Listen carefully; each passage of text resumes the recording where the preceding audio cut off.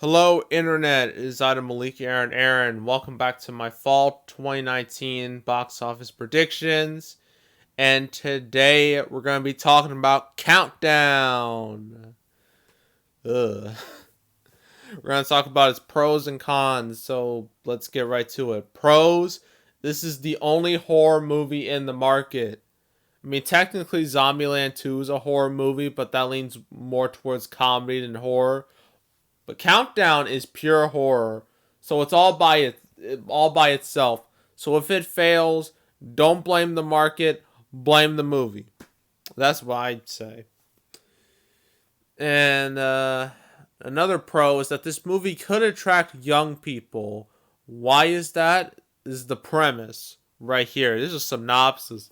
When a young nurse downloads an app that claims to predict exactly when a person is going to die, it tells her she only has 3 days to live. With time ticking away and death closing in, she must find a way to save her life before time runs out.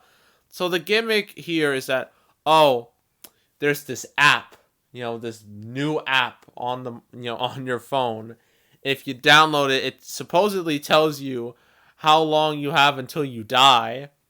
I'm not sure how an app even can even predict this, but whatever. It's a movie. And what young person doesn't use apps? What young person doesn't use a phone? I mean, come on. I mean, us young people, we're on our phones 24/7. It's basically attached to our hand. So, it's a smart strategy to make your movie like this to appeal to young people, because young people can be very reliable when it comes to horror movies. I mean, why do you think a movie like Truth or Dare, which came out last year, was a decent sized hit? It wasn't because it was good. It was because, it appealed to young people. So that's another pro. And another pro, final pro, is that this movie comes out about a week before Halloween, which is pretty perfect timing. I mean, it's a horror movie, Halloween, you can easily connect the dots. And, this movie can make a little bit of money on Halloween. I don't know how much, probably won't be that much, but it can make something. Alright, for the cons, this movie looks so freaking generic. It wants to be Final Destination so bad, but it can't pull it off. Because the Final Destination movies, they had effort. This doesn't have much effort at all. It just feels like it's a really cheap, a super cheap, inexpensive, generic horror movie. And that's exactly what this is. This movie is incredibly cheap. Like 6.5 million was spent on this movie, which is crazy cheap in today's big budget era. So it doesn't have to make that much to be profitable.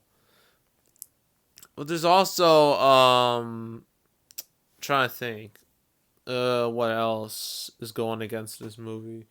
Well, there's the fact that the movie looks super generic. I mean, there's no stars. Granted, there were no stars in Truth or Dare either. So, and another thing, the reviews are bad, but again, reviews didn't hurt Truth or Dare. So I'm using Truth or Dare a lot. I don't know how that movie was successful, but it was. Oh, I know why. It's because, actually, now I think about it, Countdown, if it was really going to be successful, at least more successful, it would have opened on Friday the 13th. Because that's when Truth or Dare opened. But Friday the 13th was last month, so it missed the boat. So it was either going to be last month it was supposed to come out, or now. And I think Friday the 13th would have helped this movie out a little more, at least opening weekend, compared to now. Because, after Halloween, this movie's going to tank, and it's going to tank hard, and then no one will ever think about this movie ever again.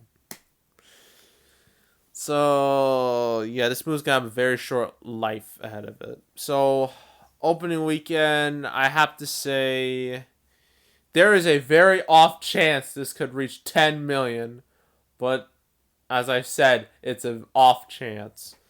So realistically, it'll probably be around 8-ish million, maybe a bit lower than that, like 7 to 8 million. About on par with movies like Midsommar and Ready or Not, movies that had effort, actual effort, about them. And its final total will be between like, I don't know, like 15 to 20 million. It's going to be extremely front loaded. And that's it. That's it for Countdown. Not much more to say. Next up, the final movie this weekend, The Current War, the director's cut. Yeah, I know, you can tell this weekend's real exciting. Yeah, and that'll be the final movie of October that I'm going to talk about. And then and then November is going to start. And then, so on and so on. So yeah, that is all. Make sure to subscribe, like this video, leave a comment. If you want to go check out my past fall predictions, I have a playlist of that.